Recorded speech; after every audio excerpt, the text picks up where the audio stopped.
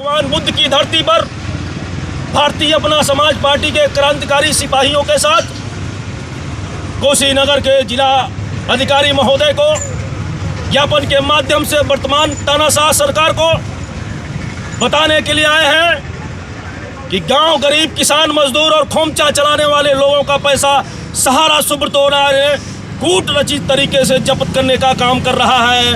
उसका भुगतान पूरे देश में नहीं हो रहा है। वर्तमान केंद्र की सरकार सो रही है, वर्तमान तमाम प्रदेशों की सरकारें सो रही हैं। उनको जगाने का काम भारतीय अपना समाज पार्टी लगातार महीनों से कर रही है, जो लगातार तमाम मीडिया के माध्यम से पूरा देश और दुनिया देख रहा है।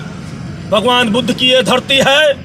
इस कुशीनगर की धरती पर भारतीय अपना समाज पार्टी के इसके पहले भी कार्यक्रम हुए हैं, जो हजारों के भीड़ के साथ कार्यक्रम हुआ है।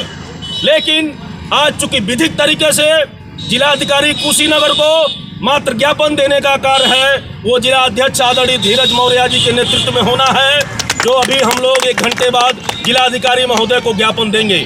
साथियों, इस देश की सरकारें तानाशाह हो गई हैं, ये आपको जागना होगा। सहारा में पैसा जमा करने वाला कोई उद्योगपति नहीं था साथियों।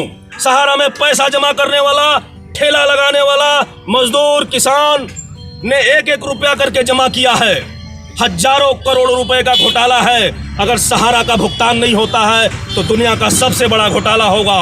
लेकिन वर्तमान के सभी राजनीतिक दल पूरे देश में कान में तेल डालकर सो रहे हैं। ऐसे में भारत की इकलौती राजनीतिक पार्टी है भारतीय अपना समाज पार्टी, जिसका आवाज बुलंद कर रही है। भारतीय अपना समाज पार्टी जिंदाबाद, भारतीय अपना समाज पार्टी जिंदाबाद। देश के एक नागरिकों को गर्व करना चाहिए कि भारतीय अपना समाज पार्टी बेशक नई और छोटी होगी, लेकिन आवाज बुलंद करने का काम देश में अगर कोई कर रही है तो भारतीय अपना समाज पार्टी है। कोई लड़ रहा है वर्तमान सरकार से तो भारतीय अपना समाज पार्टी का कार्यकर्ता और सिपाही लड़ रहा है। बाकी सब के सब डर के बिल में घुसे हुए हैं। जब वोट का समय आता है तो जातियों और धर्मों में बांटकर वोट लेने का काम करते हैं। लेकिन वर्तमान में मैं समाजवादी के सरकार से भी सवाल पूछता हूं कि क्यों सो रहे हो, किससे डर रहे हो, क्यों नहीं सहारा की लड़ाई लड़ रहे हो, जो देश के 13 करोड़ लोगों का पैसा फंसा हुआ है। और एक परिवार में अगर एक आदमी है तो 65 करोड़ होते हैं।